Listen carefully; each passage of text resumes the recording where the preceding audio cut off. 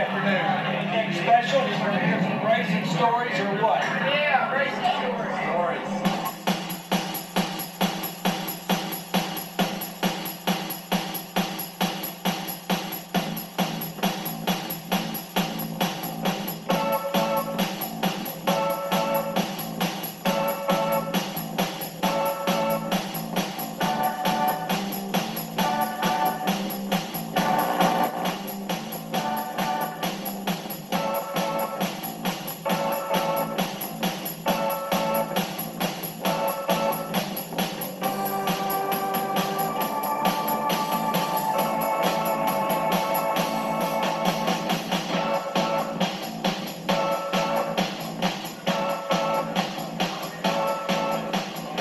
I met Big Daddy at a Dodge dealership in 1962, and we raced a Super Soccer and a AA Fieldmaster. I had one of those 62 Max Wedge cars, and I picked it up in Tampa, and I drove it to Dallas to race. We pulled into the Dodge dealership, and then the 331 rear end took out of it, 489 put in it, and then drove out to the Green Valley drag strip to race.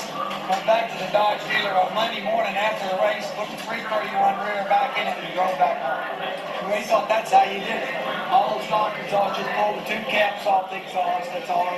But Maverick had some special headers on here. They were all funny, snaky looking deals. We took some drawings of it like that. And I went home and we started manufacturing headers for the Max Wedge. We started racing in 1958 with Dodge. We were quite successful. We never imagined, of course, we'd have the success that we have today with the Lorette wagon, here in 1990. But in 1958, we started with the best Dodge that we could get, which had the biggest engine, was a Custom Royal D500 to get the 361 motor, because everything below the top line had a 350 cubic inch motor, and it, of course, wasn't there as fast. No one ever dreamed that that car would be such a successful racing vehicle, because it was mostly slated as an old folks car. Now, the one I bought, of course, was the two-door hardtop, top of the line, prettiest one they had, with the biggest engine, with a 4-barrel, with a torque fly. And then in 60, we bought a Phoenix two-door hardtop with no air conditioning and no power steering, with the 383 with posi traction, with a long ram stuck all the way out over the edge. And those were the first high-performance cars that were sold from Dodge right off the showroom floor. Those were the days. Driving down the highway after the race, going back home, my wife and I drove over there in that 62 Dodge. We were running along about, I guess 75, 80 miles an hour in it, just cruising. And this Ford pulls up the side of me, some kind of a trick. Might have been a trick Ford in the 62. 406. That sounds good. Okay. It had to be something. There was 409, we scored He pulls up the side of that Dodge, and he goes to pay us, and I just stepped out on just a little bit. Now, remember, it has a 331 gear in it, and it just kind of kept me right there. I wouldn't let him go by, but I wouldn't go way out in front of him. Just kept him on this divided highway. We had two lanes going side by side. And the speedometer was just down as far as it got. They had about 120 mile an hour speedometer, and just down there, And finally, I could tell he didn't have much more left in it. It was just about flat out, And I was still had a lot of throttle in it. Yeah. And I stepped down on that Dodge, put it right on the floor. It went into the second stages on those carburetors. And I looked in the mirror, and there was black marks following me on the concrete highway. He must have been really surprised, because no one hardly knew that he even made a car like that at that time. What we used to do on the Long Beach Freeway is once in a while, a long time ago, we'd race these areas of the freeway that weren't totally completed.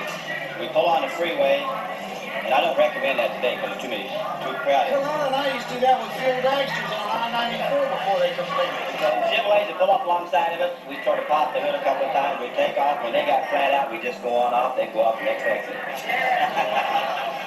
We had this race over at McDill Field. That's the Strategic Air Command base, and the colonel out there built some clocks, and he used to let us come out there and make time runs, not racing against anybody, but you can get ET and mile per hour, and none of our strips had all of that in those days. We just either had mile an hour or ET. No one had that dual timing. So I'm out there with a flat-end dragster making runs, and running like 108 miles an hour, 12.5. And I break the transmission, and I can't time trial it anymore. So I told my wife, I think I'll just time trial that Chrysler Coupe. So I took that thing down through the quarter. It ran 114 miles an hour, 14 seconds flat. I thought, We better get that engine in the dragster. Of course, that's where we got Swamp Rat 1, built that chassis that you see parked back there. It was in '56, and that was the beginning of the Chrysler era for me. Why the Swamp Rat? Well, this is the car that got the name Swamp Rat for me, and it all came about through a man in Detroit who was racing fuel dragsters and was a big, fierce competitor in those days. His name was Seto Pastorian.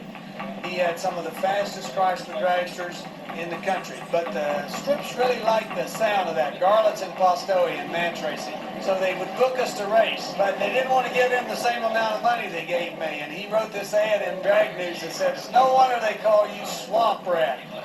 And it was just something to get the money up.